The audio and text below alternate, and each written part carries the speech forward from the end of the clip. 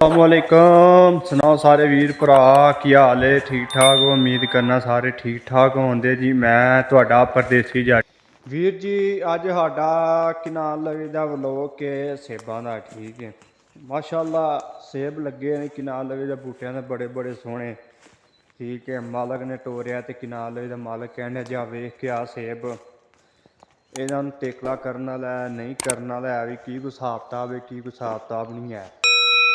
ਵੀਰ ਜੀ ਤੁਸੀਂ ਕਿ ਨਾਲ ਲਵੀਦਾ ਸੋਚਦੇ ਹੋਣੇ ਠੀਕ ਹੈ ਤੇਕਲਾ ਕਿਹਨੂੰ ਆਉਂਦੇ ਨੇ। ਵੀਡੀਓ ਤੁਸੀਂ ਵੀਰ ਜੀ ਐਂਡ ਤੱਕ ਵੇਖਣੀ ਹੈ ਠੀਕ ਹੈ ਤੇ ਤੁਹਾਨੂੰ ਵੀ ਕਿ ਨਾਲ ਲਵੀਦਾ ਪੂਰੀ ਸਮਝ ਲੱਗ ਜੇ ਤੇਕਲਾ ਕਿਹਨੂੰ ਆਉਂਦੇ ਨੇ। ਠੀਕ ਹੈ ਮਾਲਕ ਨੇ ਟੋਰਿਆ ਨੇ ਆਖਿਆ ਜਾ ਵੇਖ ਕੇ ਆਓ ਸੇਬਾਂ ਉੱਤੇ ਮਾਸ਼ਾਅੱਲਾ ਬੜਾ ਫਲ ਲੱਗੇ ਆ। ਠੀਕ ਹੈ ਅਸੀਂ ਅੱਜ ਵੀਰਾਂ ਭਰਾਵਾਂ ਨੂੰ ਵਿਖਾਉਣਾ ਠੀਕ ਹੈ।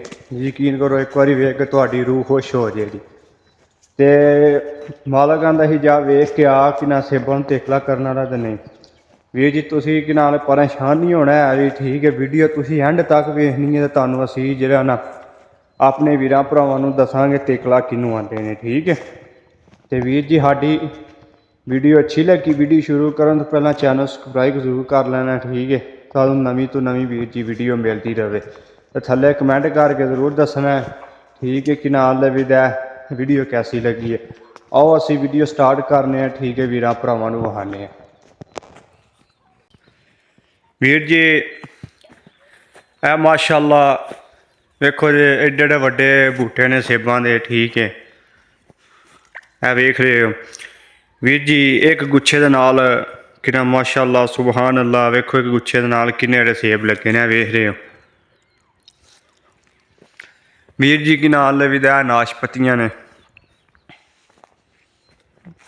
तुसीं आए वेख रहे हो माशाअल्लाह किवें गुच्छियां दे गुच्छा सेब लगे कच्चे सेब ने ये।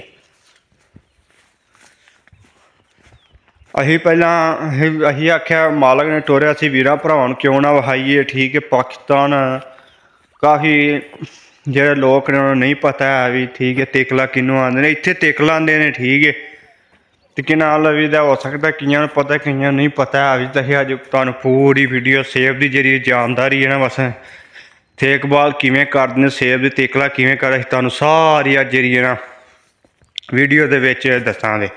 ठीक है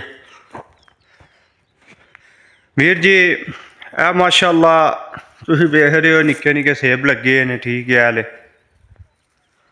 ए नाशपतियां लगियां ने। ठीक है असीं हुण कि नाल वीरां भरावां नूं विखा लगे हां। ठीक है तेकला किनूं आंदे ने सही है।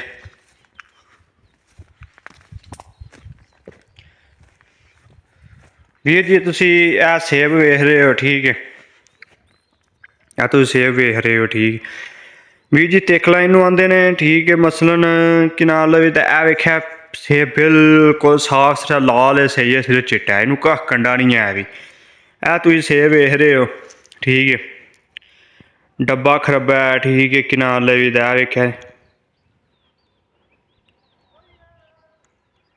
डब्बा खरब्बा सेब है। ठीक है तो कि नाल वीर जी तुसीं ए वेख रहे हो। ठीक है एक दे उत्ते निशान एक डब्बा खरब्बा वे। ठीक है इन्हों कि नाल लवीदा कैंची नाल कट के थल्ले लाने ने सही थल्ले सट्टने। ए वेख रहे हो तुसीं मसलन ए गुच्छे दे विच कि नाल लवीदा वीर जी एक दो तीन चार पाँच छे सेब लगे ने। ठीक है जिन्ना वीर जी असीं 6 सेबां च मैं तुहानूं पता माशाअल्लाह निक्के निक्के दरैने कोनी ना वड्डियां हो जाना बाद चों। ते वीर जी असीं कि नाल लवीदा मसलन ए कि नाल लवीदा 5 सेब ने 5 सेबां दे विचों जेह्ड़ा ना असीं ए निक्का सेब विचों ला छड्डना। ठीक है ए निक्का ला छड्डना विचों। ठीक है कि नाल लवीदा मसलन जूं सेब वड्डे होंदे। ठीक है इक ते इन्हां नूं कि नाल लवी खिल्लर के जिन्ने विरले होंदे मसलन सॉरी जिन्ने विरले होंदे उन्नी स्प्रे भी इन्हां नूं सोहनी होवे दी ते उन्नी कि नाल लवीदा जेह्ड़ा ना इन्हां दा वजन भी वधे दा मोटे भी होंदे स्प्रे भी सोहनी होए दी।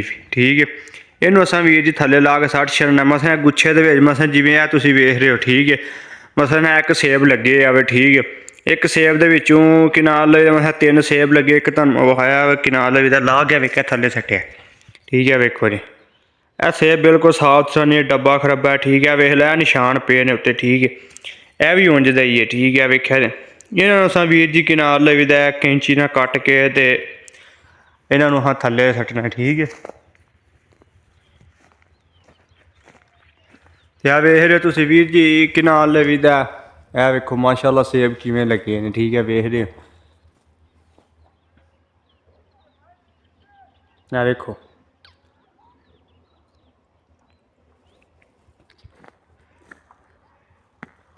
ਵੀਰ ਜੀ ਤੇਕਲਾ ਇਹਨਾਂ ਨੂੰ ਆਂਦੇ ਨੇ, ਠੀਕ ਹੈ।